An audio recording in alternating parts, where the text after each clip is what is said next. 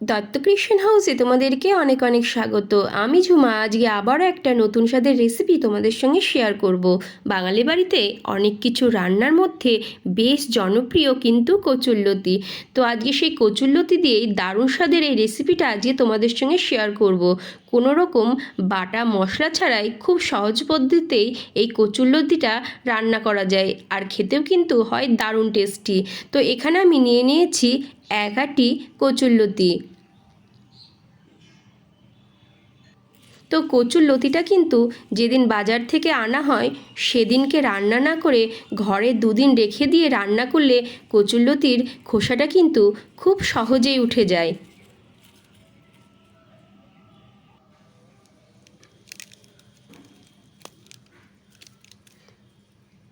তো কচুরলতিটা এবার আমি কেটে নেব।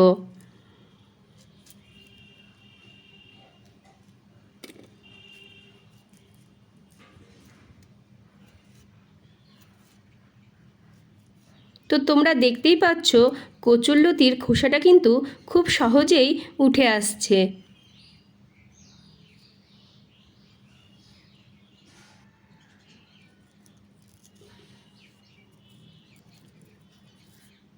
অনেকের কচুরলতি খেলে চুলকানি হয়, তবে কচুরলতির তরকারিতে অল্প যদি লেবুর রস মিশিয়ে খাওয়া হয় তবে কিন্তু এই সমস্যা একেবারে কেটে যায়। তো সব কচুরলতিগুলোই আমি খোসাটা ছাড়িয়ে নেব আর এই রকম ছোট ছোট টুকরো করে কেটে নেব।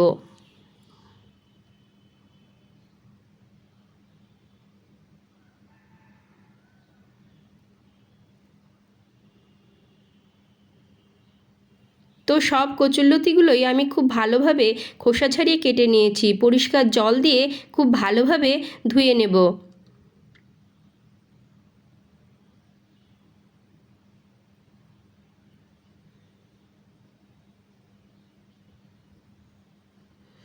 তো এখানে আমি নিয়ে নিয়েছি 2টো ধনেপাতার ডাল, একটা মাঝারি সাইজের পেঁয়াজ, একটা ছোট টমেটো, 4টে কাঁচা পাকা লঙ্কা, 6 কোয়া রসুন। তো সব কিছুই আমি কেটে নেব। ধনেপাতাগুলো কুচি করে নিয়েছি পেঁয়াজ কুচি করে, টমেটোগুলোও এইভাবে স্লাইস করে কেটে নিয়েছি, রসুনটাও কুচি করে নিয়েছি আর কাঁচা পাকা লঙ্কাটাও চিড়ে নিয়েছি। কড়াই গরম করে দিয়ে দেব 2 চামচ সর্ষের তেল, হাফ চামচ কালো জিরে ফোড়ন দিয়ে নিলাম।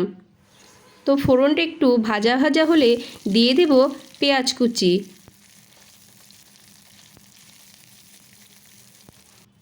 এরপর এর মধ্যে দিয়ে দেব রসুন কুচি। তো পেঁয়াজ আর রসুনটা একটু বাদামি করে ভেজে নেব। এরপর এর মধ্যে অ্যাড করে দিলাম চেরা কাঁচা লঙ্কা আর টমেটো। দিয়ে দেব পরিমাণ মতো নুন আর পরিমাণ মতো হলুদ গুঁড়ো। তো সব কিছু খুব ভালোভাবে মিশিয়ে কম আঁচে 3 থেকে 4 মিনিট একটু ভাজা ভাজা করে নেব।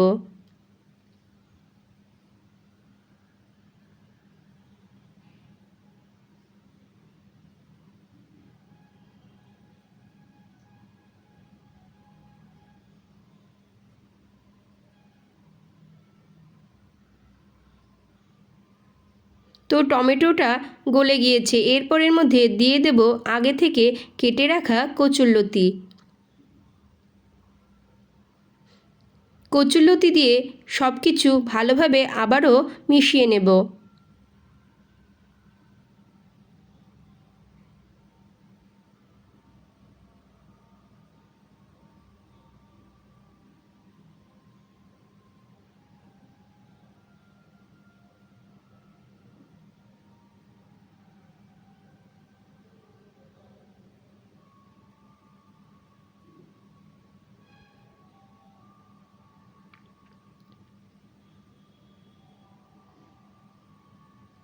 তো এরপর খুব কম আঁচে ঢেকে রান্না করে নেব 5 থেকে 7 মিনিট।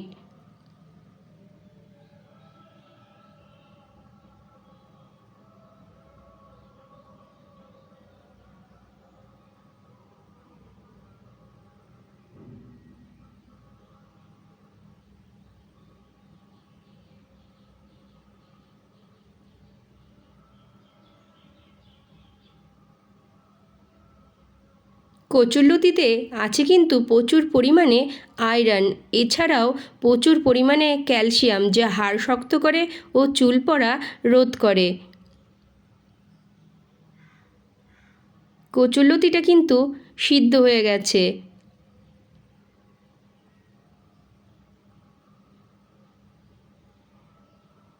এরপর এর মধ্যে দিয়ে দেব ধনেপাতা কুচি।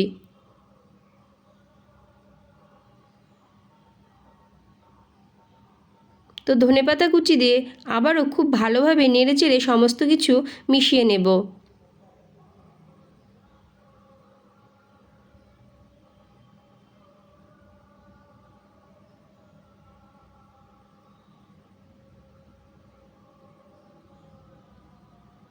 কচুরলতিটা কিন্তু রেডি হয়ে গেছে।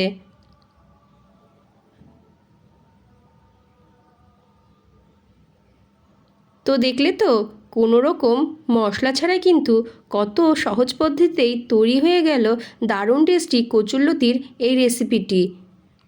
আর গরম ভাতের সঙ্গে এই রকম কচুরলতি থাকলে কিন্তু আর কিছুই লাগে না।